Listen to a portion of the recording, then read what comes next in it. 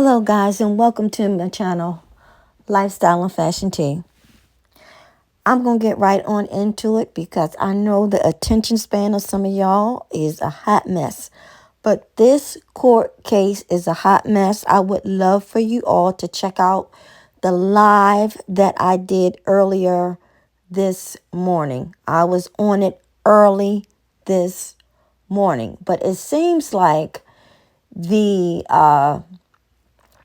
Diddy's lawyers are trying to paint the victims like they're some money grabbing jealous women. But let's get right into it because I have a few things that I want to speak about real quick and I don't want to keep you long. Gallegos went on to claim that the accusers wanted money rather than go to law enforcement. She said Ventura Fine went to a civil lawyer for a money grab. As you can see, there is his mom coming in. And then we also see Misa coming in on a walker. So it looks like she broke a leg or foot. I don't know. I don't know if it's for the cameras or what, but Misa probably need some money too. And there are the kids. I guess Quincy said, no, I don't believe you. I'll be sure. Dad, you're going to have to give me some more proof because he's still standing up for Puffy Combs, Sean Love, Diddy, I don't know, Sean John. Yes, he's still standing up for this man. In reference to Combs alleging paying a security guard at the at the Intercontinental Hotel. So the video of him appearing to beat Ventura Fine would go away. Garagos said Combs was not trying to obstruct justice, but protect both him and Ventura Fine from bad publicity. Get out of here. They also said that Diddy had a bit of a different sex life.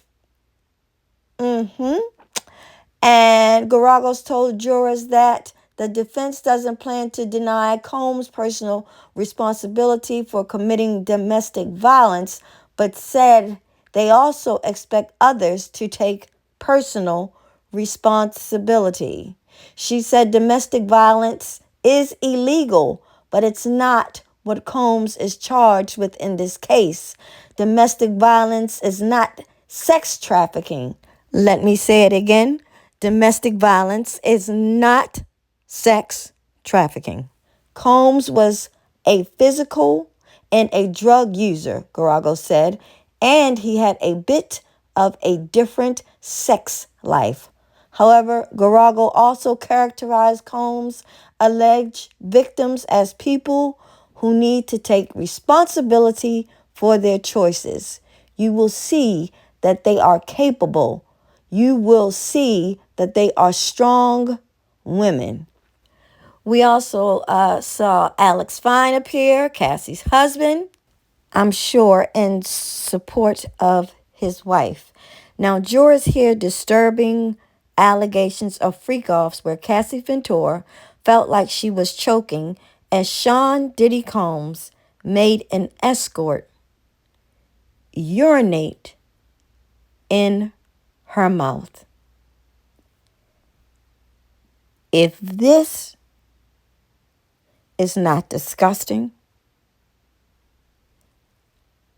I don't know what the defense thinks this is. This is disgusting. Prosecutor Emily Johnson described one freak-off where Cassie Ventura felt like she was choking when Sean Diddy Combs made an escort urinate in her mouth. What the H is wrong with him? This is why the kids left the courthouse. Yes, they did. I have a clip of that. The girls leave the courthouse when they were talking about all this mess. It's disgusting. Johnson said that Ventura, his former longtime on and off girlfriend, would tell jurors herself about the alleged degrading incident that took place when the I'll Be Missing You rapper began introducing her to so-called freak-off sessions, where he forced her to take part in sex with male escorts while pleasuring himself and recording it on video. Rapper threatened numerous times to release the video of Ventura partaking in the freak-offs, keeping them as souvenirs of the most humiliating nights of her life, Johnson alleged.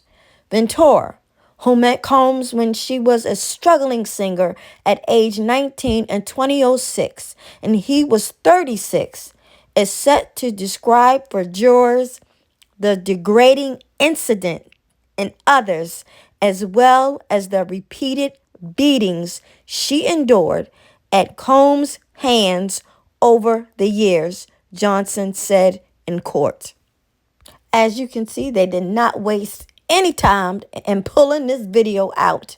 Yes, the disturbing video depicts Combs shirtless and with the towel around his waist, dragging Ventura out of a hotel elevator, tossing her to the floor, kicking her, and then dragging her out of the hallway, as we have all seen this video. Oh, they not playing with you, Diddy. They not playing with you. And you going to jail.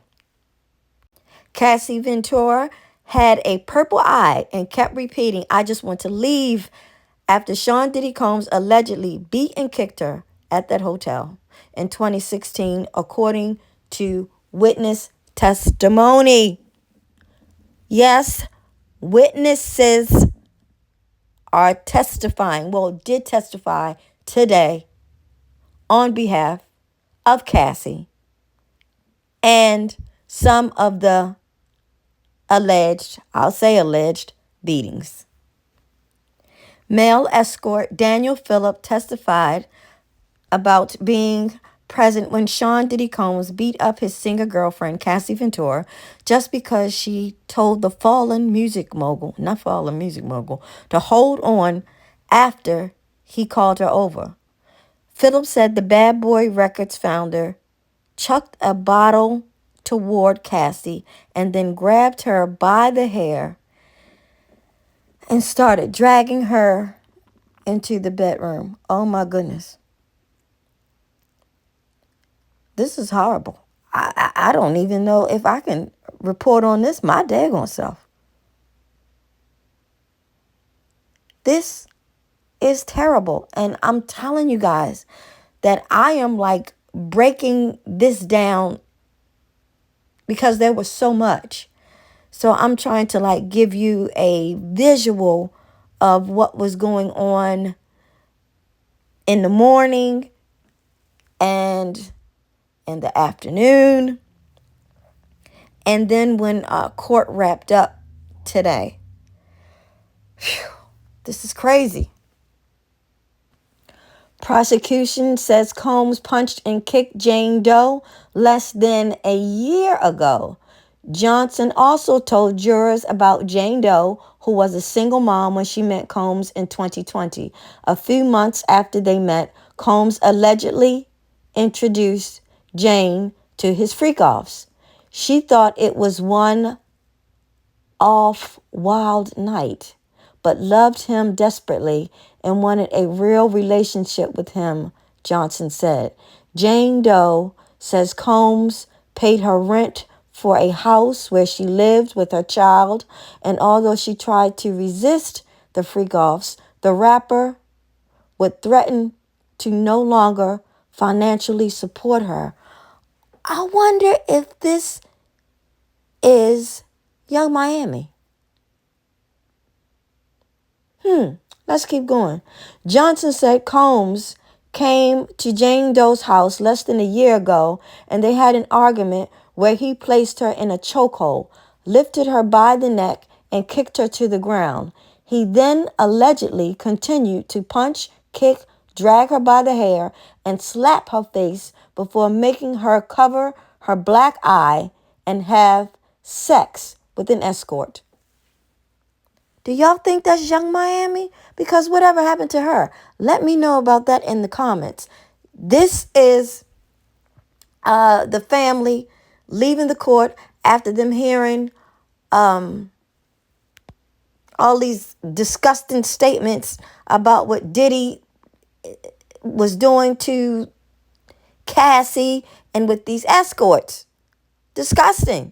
But it does say that they returned. The teens who were seated in the same row as Combs' mother, Janice Combs, left as Philip testified that her dad paid him to have sex with Cassie Ventura as he, oh my gosh, masturbated in the corner at the Gramercy Park Hotel in 2012.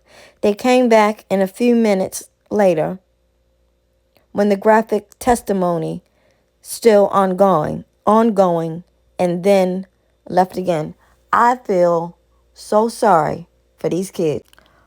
I mean, all of us can do is just keep them in our prayers, because I feel so sorry for these kids, these girls. Oh my goodness. I feel so sorry for them. Okay, so I'm going to break it down just a little bit more. The first day, what you need to know, Combs on trial. The first day of Sean Diddy Combs' federal criminal trial ended after prosecutors called the witnesses, Los Angeles police officer and a male review manager, to take the stand after opening statements. The officer recounted responding to a distress call in 2016 after video captured Combs physically assaulting ex-girlfriend Cassie Ventura, while the manager testified he was paid to have sex with Ventura. Witnesses' testimony will resume tomorrow morning. Combs has pleaded not guilty to the charges that include racketeering, conspiracy, sex trafficking, and transportation to engage in prostitution. If convicted on all counts, he could face up to life in prison. Graphic allegations. Prosecutors claims Combs coerced at least 3 women into engaging in sex acts with him, and at times with male prostitutes, during occasions known as freak-offs, where the women were allegedly drugged and forced to engage in sex for days.